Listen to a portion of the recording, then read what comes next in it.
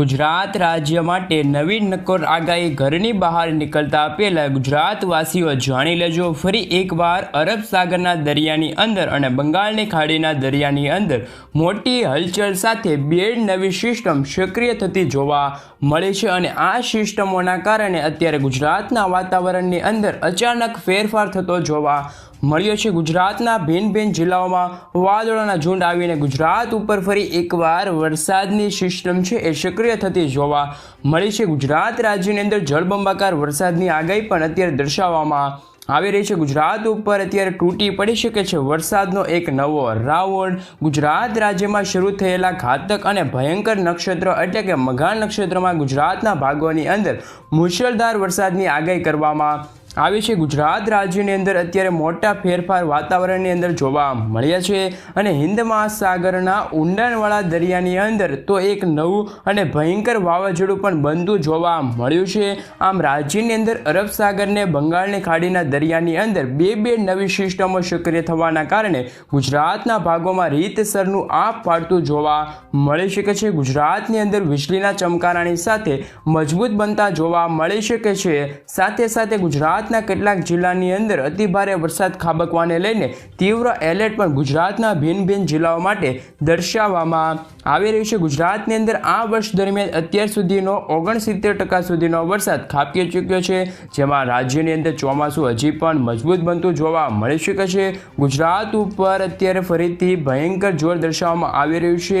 સાથે સાથે અરબ સાગર અને હિન્દ મહાસાગરમાંથી આવી રહેલા તોફાની પવનો ગુજરાત સાથે ટકરાયેલા જોવા મળી રહ્યા છે। પવનોની ઝડપોની વાત કરીએ તો મિત્રો અત્યારે જેમાં ગુજરાત રાજ્યની અંદર પવનની ઝડપ 60 થી લઈને 70 કિલોમીટરની તીવ્ર પવનો અરબ સાગરમાંથી આવીને ગુજરાત સાથે અથડાયેલા જોવા મળી રહ્યા છે। આ પવનો તમે લાઈવ જોઈ શકો છો કે અરબ સાગરના ભેજવાળા પવનો અત્યારે ગુજરાત તરફ ગતિ કરતા જોવા મળ્યા છે અને અરબ સાગરમાંથી લઈને બંગાળની ખાડીના દરિયા સુધી એક નવું વેલ્ક માર્ક લો પ્રેશર સિસ્ટમ છે એ સક્રિય થયું છે અને સિસ્ટમની સ્ટફ લાઇન અને અત્યારે તેમનો ઘેરાવો પણ અત્યારે મજબૂત બનેલો જોવા મળ્યો છે, જેના કારણે એક સાથે બે નવી સિસ્ટમો અરબ સાગરની અંદર બંગાળની ખાડીમાં સક્રિય થતી જોવા મળી છે। જેમાં બંગાળની ખાડીને અડીને આવેલા વિસ્તારોમાં એટલે કે ભુવનેશ્વર વિસ્તાર, સાથે સાથે વિશાખાપટ્ટનમ વિસ્તાર, ધાનવડ વિસ્તારની અંદર, ઢાકા વિસ્તારની અંદર, બાંગ્લાદેશ વિસ્તારમાં નવું એક લો પ્રેશર છે એ સક્રિય થયું છે અને ડીપ ડિપ્રેશન એરિયાની અંદર અત્યારે કન્વર્ટ થયું છે અને બંગાળની ખાડીમાં સક્રિય બનેલી આ ધીમી ગતિએ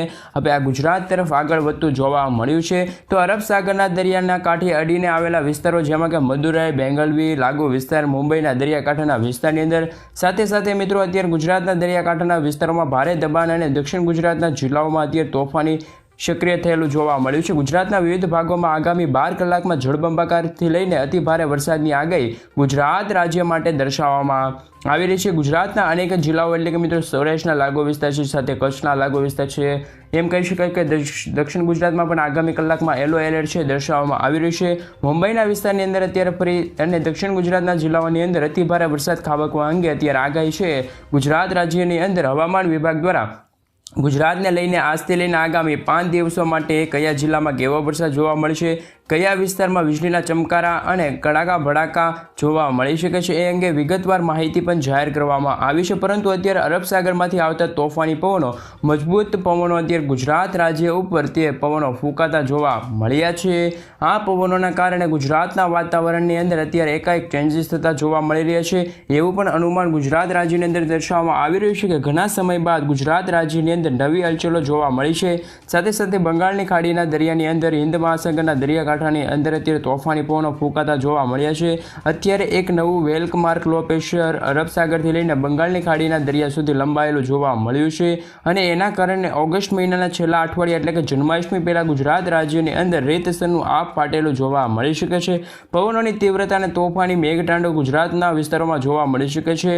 સાથે દરિયાકાંઠાના વિસ્તારની અંદર ગુજરાતની અંદર દરિયો ગાંડો તૂર બનતો હોય તેવો માહોલ જામ્યો છે। અરબ સાગરના દરિયાની અંદર અત્યારે એક કરંટ પેદા થતો જોવા મળ્યો છે તેવું પણ અનુમાન અત્યારે દર્શાવવામાં આવી રહ્યું છે। સાથે સાથે અત્યારે રાજસ્થાન વિસ્તારથી ફૂંકાઈ રહેલા પવનો, પાકિસ્તાન તરફ ઉપરથી ફૂંકાઈ રહેલા ભેજયુક્ત પવનો અત્યારે ગુજરાતની અંદર સાયક્લોનિક સિસ્ટમની અસરો હવે વધતી જોવા મળી છે। આમ સર્ક્યુલેશન સિસ્ટમ છે એ સક્રિય થવાના કારણે રાજ્યની અંદર આજથી લઈને 21 તારીખ સુધીમાં સારા એવા વરસાદનું અનુમાન દર્શાવવામાં આવી રહ્યું છે, પણ વરસાદી સિસ્ટમનું સૌથી વધારે જોર અત્યારે દક્ષિણ ગુજરાતના દરિયાકાંઠાના વિસ્તારોમાં ભારે જોર દર્શાવતું જોવા મળ્યું છે. આમ રાજ્યની અંદર આજથી લઈને આગામી 4 દિવસ વિવિધ જિલ્લાઓમાં હળવાથી મધ્યમ વરસાદનું અનુમાન રહેલું છે.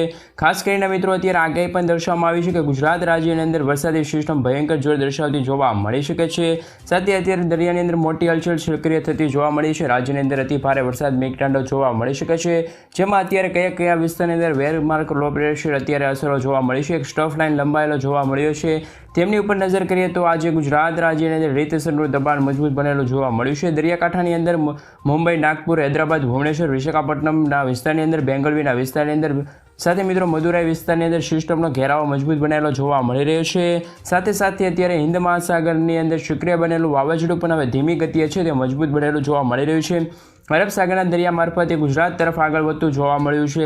આમ રાજ્યની અંદર એકાએક નવી સિસ્ટમોની અસરોને જોતા ગુજરાત ઉપર વાદળોના ઘેરાવા મજબૂત બનેલા જોવા મળ્યા છે. વાદળોના ઘેરાવા સાથે આજે ગુજરાત રાજ્યની અંદર વીજળીના ચમકારા અને ફરીથી એકવાર સારા એવા વરસાદનું અનુમાન ગુજરાત રાજ્ય માટે છે એ દર્શાવવામાં આવી રહ્યું છે. આગામી 12 કલાકની અંદર રીતસરનું મેઘતાંડવ થવાનું છે અને ગુજરાતની અંદર જોવા મળી શકે છે, જેમાં કેવા જિલ્લા પ્રમાણે વિગતવાર માહિતી હવામાન વિભાગ દ્વારા આપવામાં આવી છે. ગુજરાતની અંદર ભિન્ન તાલુકા જિલ્લાઓ અંગે નવી આગાહી દર્શાવવામાં આવી છે. આજે ગુજરાતના કયા જિલ્લાની અંદર ભારે વરસાદ ખાબકવા અંગે છે તે આગાહી આપવામાં આવી છે, તો તેમની ઉપર નજર કરીએ તો જેમાં આજે ગુજરાતમાં અત્યારે ઘેરાઈ રહ્યા છે વાદળોના ઝુંડ, જેના કારણે સિસ્ટમનો ઘેરાવા સાથે ગુજરાતની અંદર અમુક જિલ્લાઓની અંદર તો ભારેથી અતિ ભારે વરસાદનું દબાણ અત્યારે સક્રિય બનેલું જોવા મળ્યું છે, જેના કારણે ગુજરાત રાજ્યની અંદર છૂટાછવાયા સ્થળો ઉપર ભારે વરસાદની આગાહી અને આગામી કલાકોમાં સારા એવા એલર્ટ પણ દર્શાવવામાં આવી રહ્યું છે.